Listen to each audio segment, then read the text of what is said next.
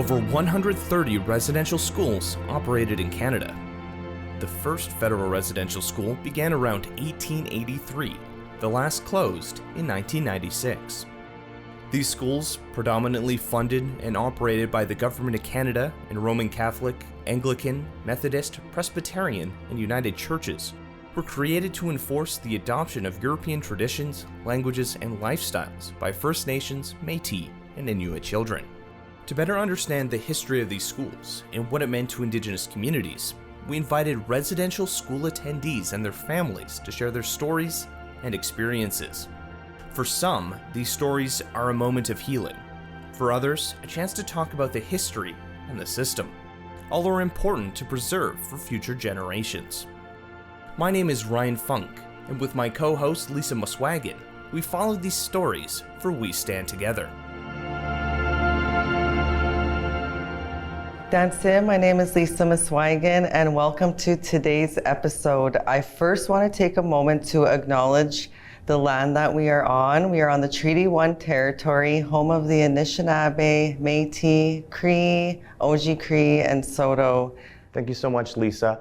We Stand Together is a project where we hear the stories of residential school survivors so that the atrocities that took place never happen again, and an opportunity for newcomers to hear these stories and bridge the communities of Indigenous and newcomers. We have our guest today. Thank you so much for being here. Thank you. Mabel Horton, Tigawin, Miti to Nisichawayasihk Cree. Fantastic. So why don't you share your story with us, please? I'm 73 years old. I'm from, like I said in my introduction, Nisichawayasihk Cree Nation, which is Nelson House, for those that don't know the Indigenous name. And I was asked to speak to the new people that are coming to our country so they can experience our country as it is and know what had happened in the past. And not just for themselves, but for mainly our people. That's why we're doing this project. And I think it's important to know different experiences of the survivors, although I don't like the word survivor myself for the residential schools, because we're still surviving. And we've lost many already. I'll start from my day school, which was in Nelson House, in Nisichawayasihk Cree Nation. And that's been also in part of the compensation packages for day school. So that was mine for the Roman Catholic part of things. So I was there till till grade 6 at the time, because there was no high schools there in my community. And then I went to Guy Hill Residential School near the PA, OCN. OCN is short for Muswagon Cree Nation. And so I was there for a year, and then I came down to Winnipeg to I understand it's one of two maybe, but one for sure of the schools in the city in Winnipeg that are residential schools. And they were for children, like I said, from grade 8 to 12. And so we were in our teens, but not unlike the schools. The first one I went to was Guy Hill, and I don't know how many of the new people hear about it. They must have heard about it because of the attention we got when the Pope came to Canada this summer and all the stuff that followed. I could make lots of comments on that, but I won't for this occasion. And to recognize that especially the isolated schools and with the little ones, I mean, they were young as 3, 4 years old that came to these schools and away from their parents. Like, you don't realize this till you're a parent yourself. And I left when I was 10, and it didn't really hit me till my daughter turned 10. I thought, oh my goodness, this is how old she was. This is how old I was when I left. That was our day school in RC Point, it's called. There's 3 areas of my community, so that was one of them. And then I was sent to Guy Hill, I mentioned, for a year, and then to Winnipeg from grade 8 to 12. And it was right in the heart of the city. Assiniboia Residential School on Academy Road. For those that are living in Winnipeg, will know it was a nice place by the river. And that was quite a few years we were there. I mean, the whole, I think it was 58 to 71, something like that. But I was there from 62 to 67. There's lots of people from the north. There's lots of people, some from the northwest of Manitoba, and lots from southern, northwestern Ontario came here. And there were about, I think the number, I'm getting all my numbers mixed up, but I believe 679 of us went through that school. And towards the end, it turned to be like a boarding school. So the students could go to the city schools, which I'm sure some of my colleagues had mentioned from their experience. So, yeah, so that was good. Like for me, my parents really wanted us to be educated so we could have good jobs and all that stuff. And they were always encouraging us and always visited us where we were. Because we weren't, well, we left in September, some of us went home in December, and of course, summertime. So they made a point of coming to see us. In Guy Hill, I had one brother there, he's now deceased, and in Winnipeg, I had two siblings. And we only could see each other on Sundays, in a parlor, sitting nice and pretty, you know, with our knees crossed and everything. No hugs, you know, just visiting each other. Trying to not giggle too much, but we're just sitting in chairs. It was awkward, but at least I knew they were in that area. And so my older brother, Fred, he just passed this August 1st. He was 80. And he had many friends, including the Fontaines, the one that led our group, the Assiniboia Residential School Legacy group that I belong to. At the moment, I'm one of the co-presidents. And we're doing a memorial. You probably heard about that one. And it was advertised and very publicized this Orange Shirt Day. Unfortunately, I couldn't make it. But anyway, it was quite an honor to work with the late Theodore Fontaine. And just 3 weeks ago, we named the park after him at the back of the our school grounds, basically. I guess it was called Wellington Park, which I didn't know at the time or in the future. But yeah, so that was a great honor. I'm just trying to think of what more stuff you want me to add to that. I guess maybe when we're looking at the history of residential schools, for newcomers coming in, what is kind of a piece of information or something about that experience that you want them to know and be aware of? For newcomers, I'm a nurse background. And I've been retired now. It'll be 10 years next month, which is amazing because I'm still working on committees and to do with health and my background. And it's good for the communities to know. And I've heard anecdotally that our professionals had come from overseas to Canada, especially to First Nation communities, or working with First Nation communities, like say in Winnipeg. And it doesn't take them long to get that attitude, meaning racist attitude, and maybe 3 months, and they're in that groove saying, oh yeah, that, you know, the drunken people from Main Street type of thing. So it's unfortunate, and I know a team of my colleagues that are also doctors and nurses. They are always talking, and I go to many international conferences where we are now addressing racism, especially in the health field.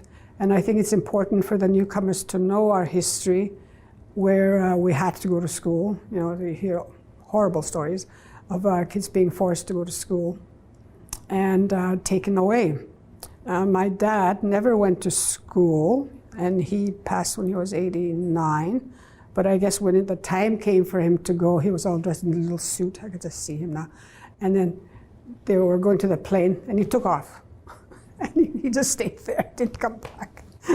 So that's why he didn't go to residential school. But my mother never went either, and she's passed on too. But anyway, yeah, for the newcomers to know that it's not just them having a hard time to come to our country, and as we welcome them, like we did in the past with the first settlers. I think it's important to know.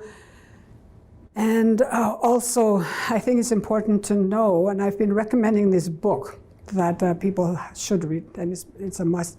It's called Braiding Sweetgrass, and it's a beautiful book. And the one that captured me was the chapter on the language itself. I speak fluently my language, and Robin Wall, the author, was talking about, and she's a professor in near Harvard there. Anyway, she was saying, from the word go, from the get-go, when we first speak our languages, it's the total different way of looking at things, because we believe in inanimate and animate objects, and which is verb, and it's all verb action words, whereas the English language is nouns, and like a lake would be a lake, but for us it would be a living thing. Mm-hmm. So just that difference, I thought, of course, that's the way it's been.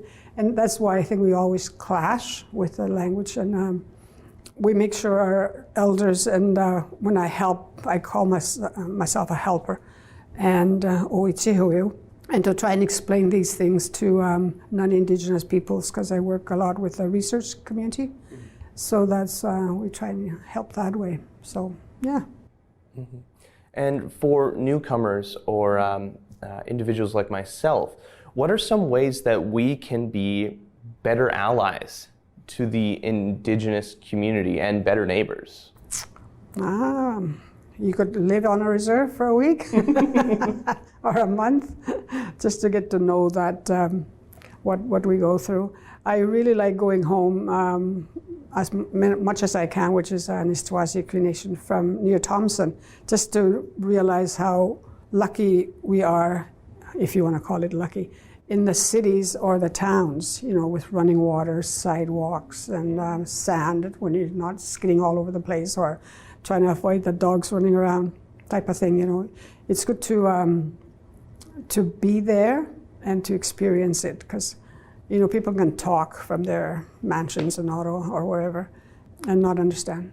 So I think it's important that they do come. And even with our, because of the intergenerational trauma and all the suicides that we have in the north or wherever, not even in the north, even the non-Indigenous generation with all the issues that are happening, it's good to be aware of that and to try and help. So the newcomers that come don't take it for granted that, this is the way it is. I can say a few things about Vancouver area, because that's where my son lives and the family, and I feel I'm not in my country, because it's just so many other foreigners there, and then they don't even smile at you, and to see how lovely it is to be in this beautiful country. And speaking their own language, whereas we're losing ours, I'm going, damn it, like we could be a bit better than that. Or people to understand that we had lost our languages. We weren't supposed to speak our language to begin with. And so, but I was one of the lucky ones. So yeah, there's so many things we can talk about in that, but yeah. So what does, I guess to explain to our newcomers, what does reconciliation mean to you? To me, reconciliation, and to them, is to reconcile as peoples, and that we're not any different, actually. They're escaping something, and then we're here, we're trying to also escape a few things, all the trauma that we had faced. And I think just to work together and try and, it sounds sweet and lovely, but it's hard work to try and understand each other, and, especially with people bringing their own customs, and then we don't want to be a melting pot and be all the same. I see the difference, and I appreciate the difference, the foods, the languages, and the beliefs that people have in spirituality. But I think just to understand each other and be aware of each other, that, and we travel, like they say, the wampum belt, when traveling across, and try and help each other that way. Yeah, and I think to begin with the younger ones, but they also would have conflict once they're in the country, because they're leaving their old traditions and adopting new ones, and there's peer pressure, and we could go on. Yeah. Sometimes, our newcomers, they see what we're going through, but I guess they don't understand what healing is. Maybe we can explain that a little bit more, to elaborate, coming from this whole process or this whole systematic. The whole system that was put on Indigenous people? Like how can you explain what healing looks like? Well, we're going through healing, that's for sure, all of us. And I know last year when they found the little ones, the 215, everyone was devastated in the world, not just us. But I think that's, again, that word, because that's an English term again, the people that had gone to residential school felt it most. And then felt it hard to this day, and it'll keep going because it's so sad to have seen all these little ones not go anywhere, not go home. And now even just the process of even finding them, trying to trace where the DNA samples and where their relatives are, and it's really, really sad. But healing for the people that come to our land, to understand us, like we said, it's been generations and generations of settlers and being colonized, and again, not only us, but all the other Indigenous peoples in the world. Because at the moment, like I was saying, I help being with research mainly, and we meet the other Indigenous peoples, like the Maori and the people from Australia, and so on. And it's wonderful that when we get together, we talk. We know what we're talking about. We feel it. We experienced it, and we're trying to help as well. And we're getting more people educated in our, let's say, educated in the academia. But some of our elders have said, yes, children, they call us grandchildren, and go learn about the white man's way, all the research and all the education, but always come back to your people and help your people. And I think that's important, because I think now people are starting to realize, oh yeah, we're not so silly and not scientific after all. We are very scientific as a peoples, starting from astronomy and our mythologies and legends and how we had to hunt and conserve nature and use all the parts of the animal. And there's lots to know about us. Just a different approach to understanding the world. Yeah. And again, a lot of our people are going, again with the trauma that people have suffered and the addictions, and even now with all the meth and whatever's going on, just to kill that pain. There's a reason for that, and for people to understand that we're not just living on Main Street or wherever just for the fun of it, or in bus shelters. There's a reason for that, and there's lots of pain. So people have to understand that and not, shy away from helping each other. Thank you so much for sharing your stories and having this conversation with us. I think it's so important and healthy to have these conversations so that we, at least for myself, a better understanding of the history and present, so that we can work together and, make a society where we all can succeed, right? I know. Yeah, and like I said, the concept of the Main Street drunken Indian, I think it's still there, because people look out their windows and down the street. But just from my personal side of things, we can do it. Like I said, I'm a nurse, and my parents had encouraged us all to succeed in a field or other. So my brother was an engineer. My two sisters are social workers, another electrician, and a teacher, and a professor, and lawyer, and myself as a nurse. And I have 2 children and 2 grandchildren. And this Christmas we're going to go to the West and visit my son. So he's a neurologist. And I'm so proud to say that, because, like I said, people were saying, oh, can you do it? Can these young ones do it? Of course we can. So and it's just wonderful to see. And our daughter, she's the other reverse of health. She's traditional medicine, a yoga instructor, tarot card reader.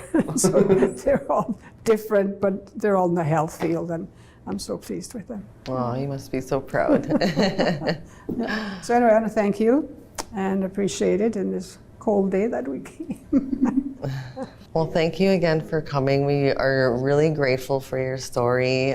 We just feel it's so important for our listeners. And once again, Egosane, and thank you. No, Egosane. Thank you so much for watching. It's so important to hear these stories and understand the history and traumas there, but also the traumas and the effects that we're still seeing today. And that's why we will continue to have these conversations and to educate ourselves and build amazing communities together. So thank you. Multicultural is located on Treaty 1 territory, the traditional territory of the Anishinaabe, Cree, Oji Cree, Dakota, and Dene peoples, and on the national homeland of the Red River Métis.